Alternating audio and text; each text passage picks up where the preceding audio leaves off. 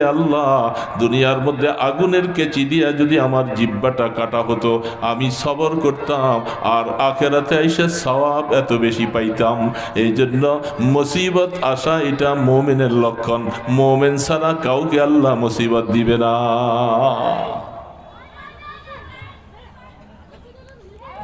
আল্লাহ সুবহানাহু ওয়া তাআলা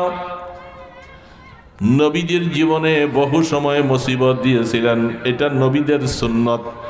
মনে রাখা লাগবে, মুসিবত আসবে, পেরেশানি আসবে। এই সমস্ত অবস্থার ভিতরে কোনো অবস্থাতে অধৈর্য হওয়া যাবে না, পেরেশানি হওয়া যাবে না। এই জন্য বলতেছিলাম, শারীরিক মুসিবতার সমস্যা আসলে গুনাহ মাফ হবে, নতুবা আখিরাতের দিকে তার মর্যাদা বেড়ে যাবে। দুইটার যে কোনো একটা হবে, হয়তো গুনাহ মাফ হবে, আর গুনাহ তো আছেই আমাদের, কি বলে আছে না, কি বলেন, মুসিবত আসলে কি নারাজ হয়ে যাওয়া